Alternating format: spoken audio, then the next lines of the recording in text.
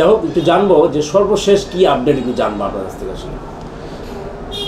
দেখেন, দর্শক শ্রোতাদের উদ্দেশ্যে আমরা বলছি যে এই ঘৃণিত কলঙ্কিত একটা মকদ্দমা, আসিয়া ধর্ষণ ও হত্যা মকদ্দমা, এই মকদ্দমায় আমরা শহীদ রাষ্ট্রপতি জিয়াউর রহমানের আদর্শের দল বিএনপি, বাংলাদেশ জাতীয়তাবাদী দল, আমাদের দলের বর্তমান অ্যাক্টিং প্রেসিডেন্ট জনাব তারেক রহমান সাহেব আমাকে সহ আমার আরও 4 জন বন্ধুকে প্যানেল আইনজীবী হিসেবে আসিয়ার মামলা লড়াই করার জন্য আমাদেরকে নিয়োগ দেন।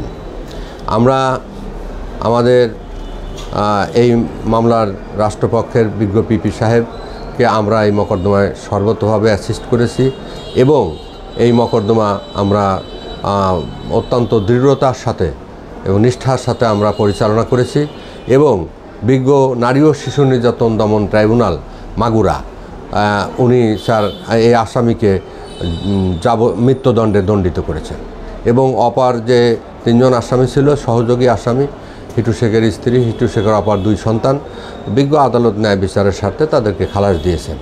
তো এই মকদ্দমার সর্বশেষ আপডেট হচ্ছে যে এই মামলার ডেথ রেফারেন্স শুনানির জন্য আগামী 22/7/2025 তারিখে এই ডেথ রেফারেন্স মহামান্য হাইকোর্টে শুনবেন। ইতিমধ্যে যদি আসামি পক্ষ বা আমাদের রাষ্ট্রপক্ষ যদি আপিল করতে চান তাহলে সেই আপিলও ওই একই ডেটে অ্যানালগাস হিয়ারিং করবেন। বর্তমানে এই অবস্থানে মামলাটা আছে। এই যে 22 তারিখে যে শুনানি হবে সর্বোচ্চ আদালত, যেটি বাংলাদেশের হাইকোর্ট, সেখানে শুনানির জন্য ধার্যটা কে করলো আসলে, বা কে আপিল করেছে আসলে?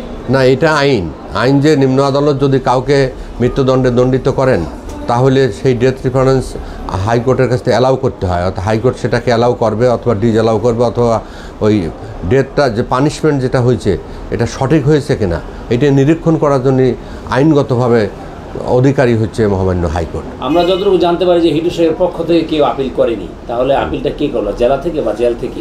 না, হ্যাঁ, জেল থেকে। যে আমাদের আইন আছে যে জেলারের মাধ্যমে আপিল করার বিধান আছে, সুযোগ আছে, আসামি জেলারের মাধ্যমে তিনি আপিল করতে পারবেন। তার যদি কেউ কোনো আইনজীবী নাও থাকে তাহলেও তিনি রাষ্ট্রীয়ভাবে তিনি জেলারের মাধ্যমে আপিল করতে পারবেন এবং সে আপিল শুনানির জন্য গৃহীত হবে। মানে এটা সর্বোচ্চ আদালত আছে বিদায় এটা কার্যকর হয়েছে, জাস্ট সর্বোচ্চ আদালত আছে বিদায় তার শুনানির জন্য একটা দিন ধার্য করা আছে, সেই দিন শুনানি হবে, অথবা মহামান্য হাইকোর্ট ওনাদের সুবিধা মতো সময় ওনার ডেট টাইম টু টাইম দেবেন এবং শুনানি করবেন। সর্বশেষ আবার যদি কেউ ওনাদের আদেশে ক্ষুব্ধ হয় তাহলে তিনি বাংলাদেশ সুপ্রিম কোর্ট অ্যাপিলেট ডিভিশনে তিনি আবার বিচার চাইতে পারেন, তিনি রিভিউ চাইতে পারেন। যদি তিনি এক পর্যায়ে আমরা দেখি যে একটা এর আগেও দেখেছি অনেকবার যে অনেক ফাঁসির আসামিকে সর্বোচ্চ আদালতে নেওয়ার পর অনেক নথি অনেক প্রমাণাদি করে আইনের ফাঁক ফোকর দেখিয়ে তারা যাবজ্জীবন দিয়ে দিয়েছে বা শাস্তি কমিয়ে দিয়েছে। এই ধরনের সুযোগ কি আসলে এখন সেটা তো হিটু শেখের মামলাটা তো খুব জঘন্য মামলা, কলঙ্কিত মামলা, well proved and well established একটা মকদ্দমা। সুতরাং এই মকদ্দমায় আমার মনে হয় না যে মহামান্য উচ্চ আদালত তাকে সাজা কমিয়ে যাবজ্জীবন কারাদণ্ডে দণ্ডিত করবেন, এটা আমার কাছে মনে হয় না। তবে এটার ব্যাপারে আমরা কোনো মন্তব্য করতে পারি না।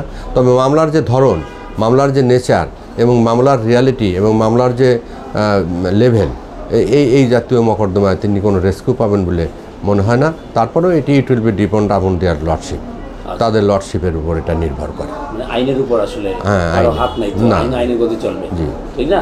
তো যদি সর্বশেষ আসলে একটা লাস্ট কোশ্চেন আপনাকে বিদায় দিয়ে দিবে এখনই। তো আমরা জানি যে আসলে যেহেতু জেলা ভিত্তিক চূড়ান্ত রায় আপনারা নিয়ে এসছেন, চূড়ান্ত রায় অনেক লড়াইয়ের পর এবং অল্প সময়ে, কেমন লাগছে আপনার?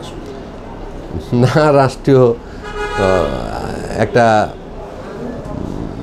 জাস্টিস, বিচার পাওয়ার যে জনগণের যে অধিকার ছিল, সেই অধিকার তো এই স্বৈরাচারিণী শেখ হাসিনার আমলে হয় নাই। তো এখন শেখ হাসিনার পতন হয়েছে, ফ্যাসিস্টের পতন হওয়ার পরে এখন বাংলাদেশের বিচার অঙ্গনেও ন্যায় বিচার প্রতিষ্ঠা হওয়ার সুবাতাস বইতে শুরু করছে এটা আমার কাছে মনে হয়, এবং এতে আমরা অত্যন্ত খুশি এবং আনন্দিত। খুব আনন্দিত আসলে। কিন্তু আসলে একটা জেলার মধ্যে চূড়ান্ত রায় চলে আসলো, সর্বোচ্চ শাস্তি যাকে বলা হয়, মৃত্যুদণ্ড, একদম মৃত্যু পর্যন্ত ফাঁসিতে ঝুলিয়ে রাখা এমন কিছু। তো সেটাতে চূড়ান্ত রায় হওয়ার পরেও 2 মাস কেন আসলে সময় দিতে হয়?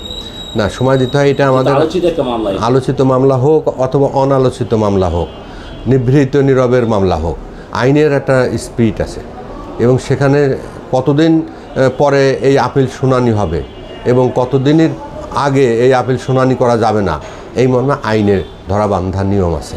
সুতরাং আমরা তো আইনের মাধ্যমেই থাকতে হবে।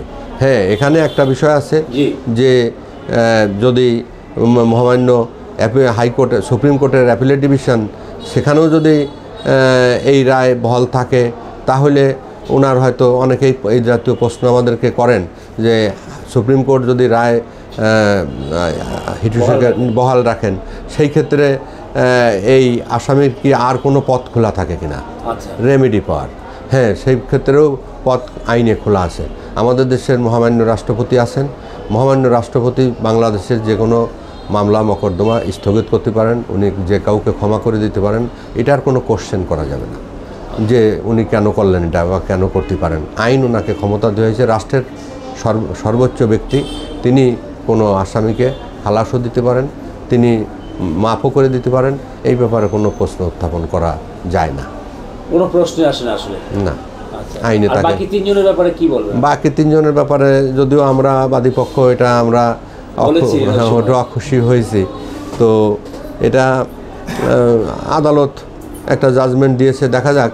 অনারেবল হাইকোর্টে তো মামলাটা আপিলের পর্যায়ে কোনো না কোনো পক্ষের মাধ্যমে এটা শুনানিতে যাচ্ছে।